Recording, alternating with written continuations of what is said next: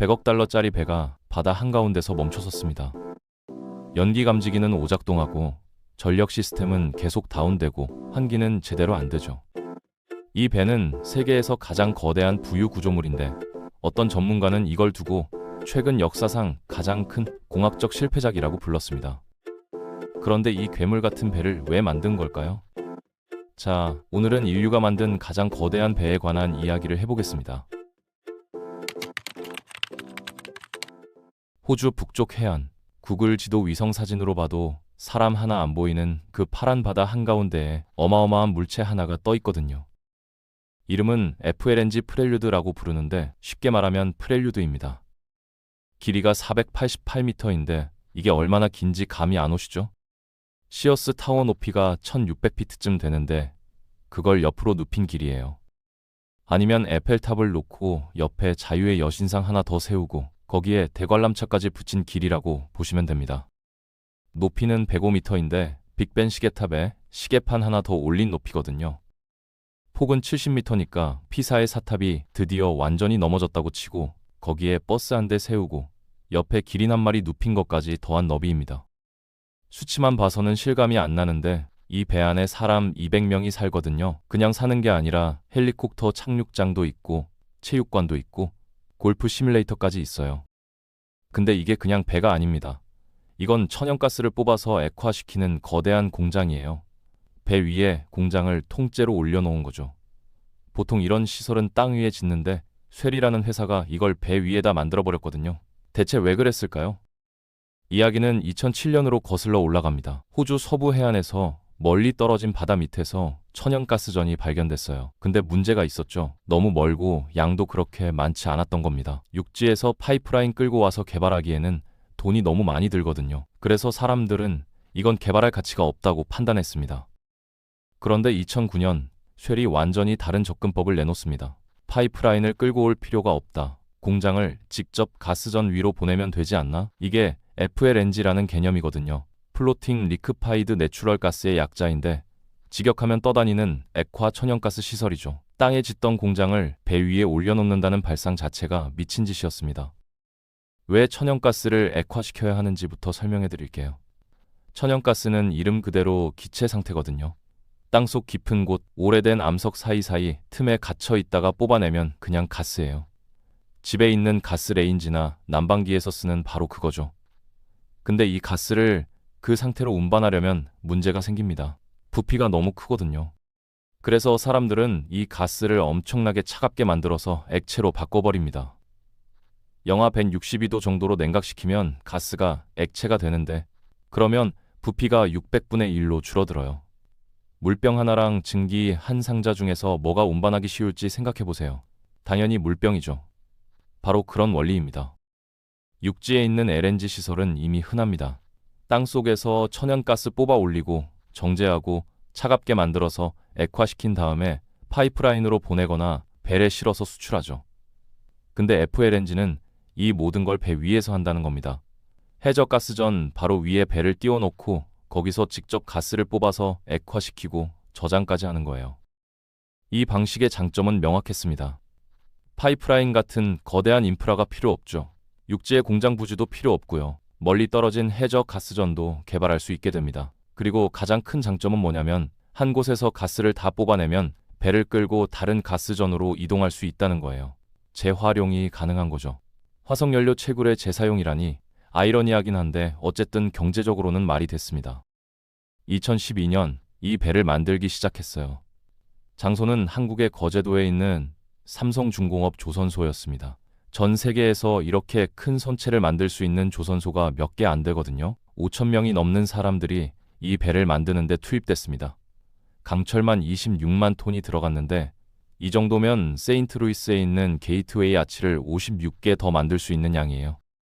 배 안에 들어가는 케이블을 다 이으면 도쿄타워에서 필리핀 마닐라에 있는 메트로뱅크 센터까지 닿는 길이고 고정용 체인은 세계에서 가장 큰 것 중 하나인데 링크가 25,000개나 됩니다. 이 체인들이 해저 바닥에 박힌 16개의 계류선과 연결돼서 이 거대한 배를 제자리에 고정시키는 거죠.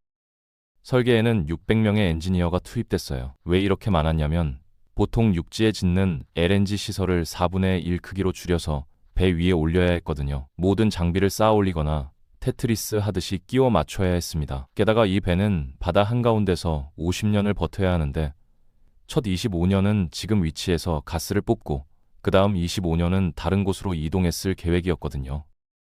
냉각 시스템도 미친 스케일입니다. 가스를 액화시키려면 엄청나게 차가워야 하는데 이 배는 시간당 1500만 리터의 차가운 바닷물을 끌어와서 냉각에 사용해요. 저장 탱크는 올림픽 수영장 175개를 채울 수 있는 크기고요. 이 배가 1년에 생산하는 LNG는 306만 톤인데 일주일에 한 번씩 운반선이 와서 가져가면 그 양으로 런던 크기의 도시를 일주일 동안 난방할 수 있습니다. 2013년에 선체가 한국을 떠났는데 이때는 아직 완성이 안 된 상태였어요. 다른 부품들은 전 세계 여러 곳에서 동시에 제작되고 있었거든요. 모든 걸 조립하는 데만 몇 년이 더 걸렸습니다. 그리고 2019년 드디어 프렐류드가 본격적인 가동에 들어갔죠. 근데 여기서부터 문제가 시작됩니다. 이론적으로는 완벽했던 이 배가 실전에서는 계속 말썽을 부린 거예요. 전력 시스템이 자꾸 다운됐고 연기 감지기는 오작동했고 환기 시스템도 제대로 작동하지 않았습니다. 심지어 몇 번은 완전히 가동을 멈춰야 했어요. 2022년쯤 되니까 언론에서 이 배를 최근 역사상 가장 큰 공학적 실패작이라고 부르기 시작했습니다. 100억 달러를 투자해서 만든 세계 최대의 부유 구조물이 제대로 작동하지 않는다는 건 엄청난 뉴스였죠. 쉘은 원래 프렐류드 다음으로 더 크고 더 많은 FLNG 시설을 만들 계획이었는데 현재 그 계획은 전부 취소됐습니다. 그럼 프렐류드는 완전한 실패작이냐? 꼭 그렇지는 않습니다. 여전히 가동 중이고 천연가스를 생산하고 있거든요. 다만 기대했던 것만큼 안정적이지 않을 뿐이죠. 이건 기술적인 도전이 얼마나 어려운지를 보여주는 사례입니다.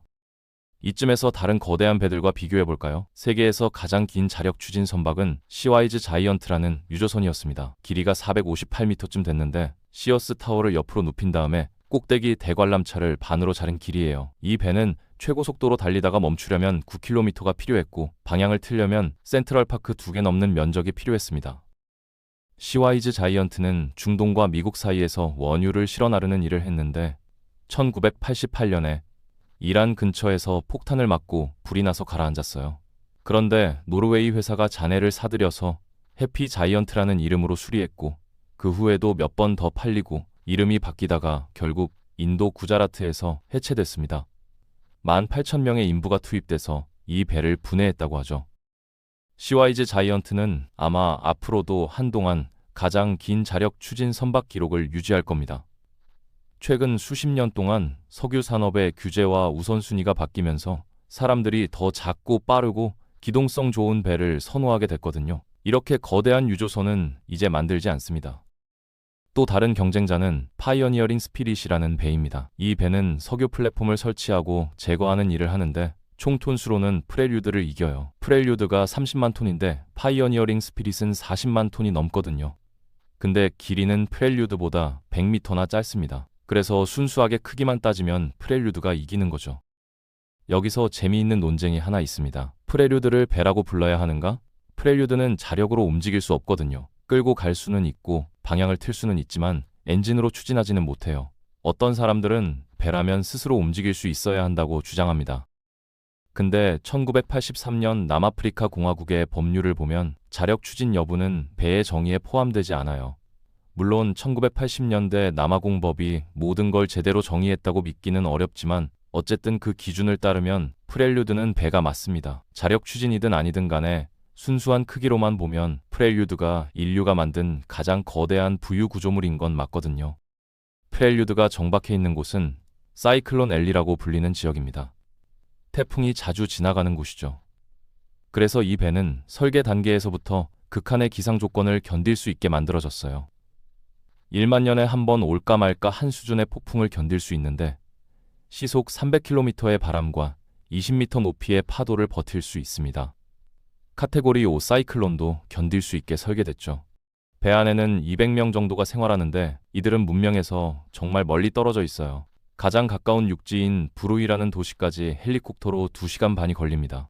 그래서 배 안에는 생활에 필요한 모든 게 갖춰져 있죠. 체육관도 있고 골프 시뮬레이터도 있고 식당도 있고 숙소도 있어요. 물론 이런 생활 공간은 천연가스 처리 구역과는 멀리 떨어진 안전한 곳에 배치돼 있습니다. 호주 본토에는 프렐류드를 지원하는 팀들이 있는데 이들은 필요한 장비와 물자를 보내주고 쓰레기를 받아서 처리하고 인터넷과 다른 선상 시스템을 모니터링합니다. 바다 한가운데 떠 있지만 완전히 고립된 건 아닌 거죠. 프렐류드가 생산하는 천연가스는 대부분 일본, 중국, 한국, 태국으로 보내집니다. 일주일에 한 번꼴로 운반선이 와서 LNG를 싣고 가는데 한 번에 실어가는 양이면 런던만한 도시를 일주일 동안 난방할 수 있어요. 물론 실제로 런던으로 가지는 않지만요.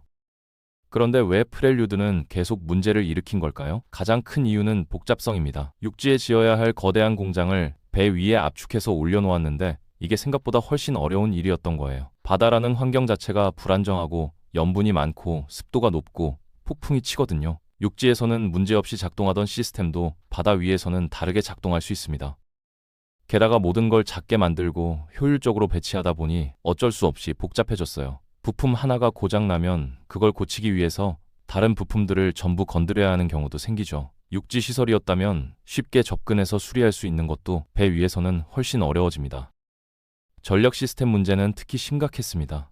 이 정도 규모의 배에서 전력 공급이 불안정하면 모든 게 멈춰버리거든요. 가스 처리 공정도 멈추고 냉각 시스템도 멈추고 생활시설도 영향을 받죠. 한번 멈추면 다시 가동하는데 며칠씩 걸릴 수도 있습니다. 연기 감지기 오작동도 큰 문제였어요.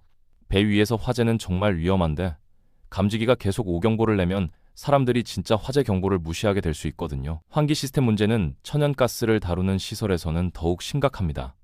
가스가 제대로 배출되지 않으면 폭발 위험이 있으니까요.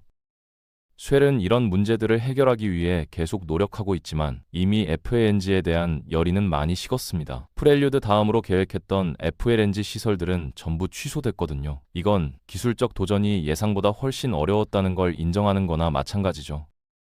그렇다고 해서 프렐류드가 완전한 실패작이라고 말할 수는 없습니다.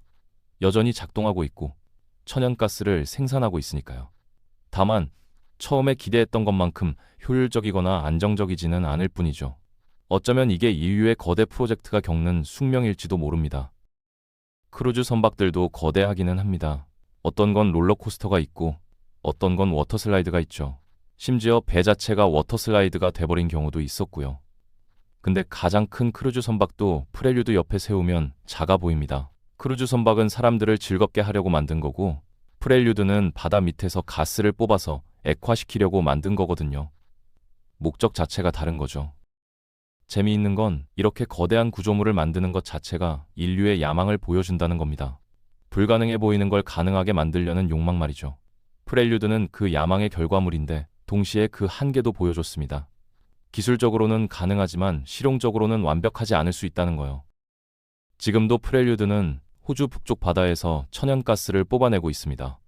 가끔 문제가 생기고 가끔 멈추기도 하지만 계속 작동하고 있어요. 그리고 쉘이 더 이상 FLNG를 만들지 않기로 했으니 프렐류드의 세계 최대 선박 타이틀은 당분간 안전할 겁니다. 물론 언젠가 누군가 더 큰 걸 만들 수도 있죠. 인류는 항상 더 크고 더 높고 더 빠른 걸 만들려고 하니까요. 하지만 지금으로서는 프렐류드가 왕좌를 지키고 있습니다. 문제투성이긴 해도 말이죠. 이 이야기가 우리에게 주는 교훈이 뭘까요? 크다고 해서 항상 좋은 건 아니라는 겁니다. 때로는 작고 효율적인 게 더 나을 수 있어요. 하지만 동시에 이런 미친 시도를 하지 않았다면 우리는 한계가 어디인지 알 수 없었을 겁니다. 프렐류드는 실패한 실험이 아니라 값비싼 교육이었던 거죠. 100억 달러짜리 교육이라니 비싸긴 하지만 배운 게 있다면 의미가 있습니다. 다음에 누군가 비슷한 프로젝트를 시도한다면 프렐류드의 경험을 바탕으로 더 나은 설계를 할 수 있을 테니까요. 그게 바로 인류가 발전하는 방식입니다. 시도하고 실패하고 배우고 다시 시도하는 거죠. 결국 프렐류드는 인간의 야망과 한계를 동시에 보여주는 거대한 기념물입니다. 바다 한가운데 떠서 가스를 뽑아내는 이 100억짜리 배는 우리가 할 수 있는 것과 할 수 없는 것 사이의 경계선을 보여주죠. 그리고 그 경계선은 우리가 생각했던 것보다 조금 더 가까이에 있었던 것 같습니다.